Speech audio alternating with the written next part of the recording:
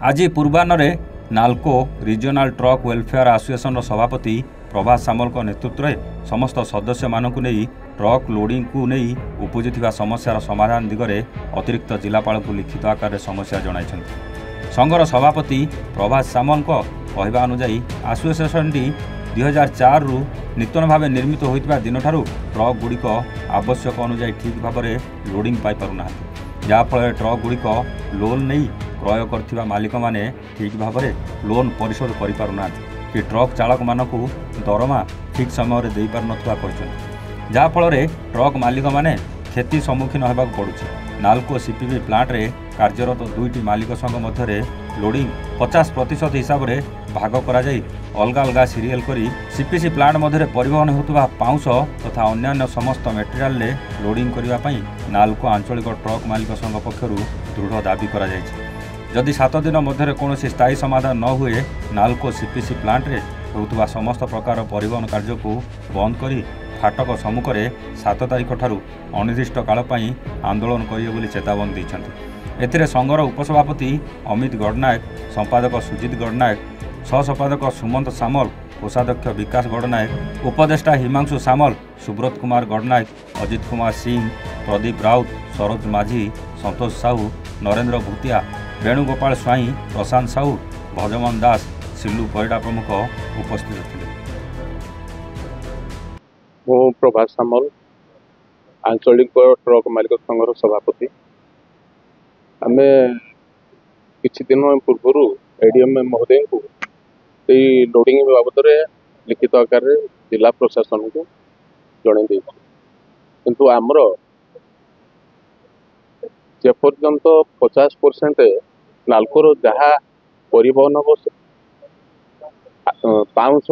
Bulk item से loading बाबद आमको जदि 50% न मिले ताहले आगामी दिन में नाल्को प्लांट सामने अनिर्दिष्ट काल जनधारण करति प्रशासन दायी रही बाहर जेकोसी कोईला बाहर गाड़ी आसो अनिर्दिष्ट काल लोडिंग बंद कर जेपर्यंत समाधान न हो अनिर्दिष्ट काल आम गणधारणा दौ। मु Sumit Kumar Samal joint secretary regional truck association गाड़ी लोडिंग संबंध में आम आज को 10 वर्ष हम लोडिंग सुविधा पाऊना आज को आम जिला ट्रक एसोसिएशन 2टी एसोसिएशन पाउंश परिवहन परिचालित हुए आज पर्यंत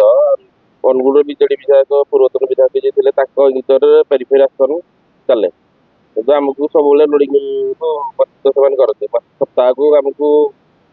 गोटे गाड़ी पिछा 2टी लेखा भाग पड़े एमती हैरान करके आम गाड़ी को लोडिंग दिंत नहीं आम मेम्बरशिप भी आज पर्यंत भी करना यही टाइप हैरान कर लोडिंग संबंध महोदय को लिखित आकार जन जदि आपंकर समस्या समाधान न कले कौन आपंकर प्रतिक्रिया कौन रहा आगामी कार्य कौन रहा समाधान न हुए प्लांट सामने गणधारण दम 7 मास ठारू टोटाल संपूर्ण परिवहन बंद आम अधा लोडिंग संबंध लिखित आकार जन वाइस प्रेसिडेंट आज को 12 वर्ष है आम आसन टी रजिस्ट्रेशन आमको एडीएम माध्यम मिलता किंतु आम आसन पाउंश परिवहन अन्य परिवहन केमती सुरक्षित हो पार तार माध्यम को आम बहुत थर कलेक्टर को नाल्को मैनेजमेंट को जनईचु किंतु आउ गोटे आसन अच्छी नाल्को पेरिफेरी आसन जे कि आमको बहुत हैरान करुँची आमर भाग को से निजे अधिकार नहीं जाऊँगी आम तार असुविधार सम्मुखीन करा पड़ुची आम चाहूँ आमर गाड़ी मालिक गाड़ी बढ़ुची किंतु आम मेम्बरशिप करूँ गाड़ी बढ़े पारूँ चल पारूँ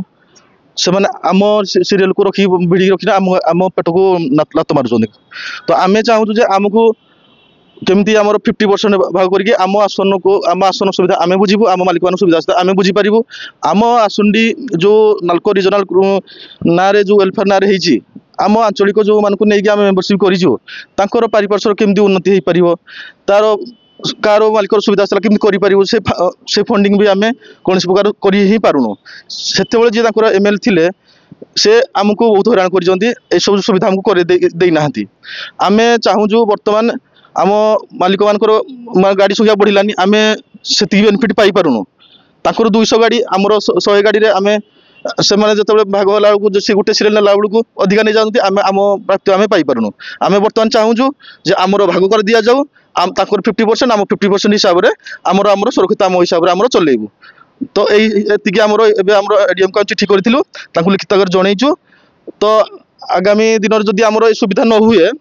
ଆମେ ତାଙ୍କୁ ଜଣେ ମିଟିଂ କରିକି ଯାହା କରିକି ଆମେ ନାଲକୋ ସିପିପି ଗେଟ୍ ସମ୍ମୁଖରେ ମାଲିକମାନେ ବସିକି ଗ୍ରନ୍ଥଣା କରିକି ଆମେ ନାଲକୋ ବାଉଁଶ ପରିବହନ ଅନ୍ୟାନ୍ୟ ଯେକୌଣସି ଗାଡ଼ି ବି ଆସୁଛନ୍ତି ତାକୁ ପରିବହନ ଆମେ ବନ୍ଦ କରିବୁ ସମସ୍ତେ ଏତିକି।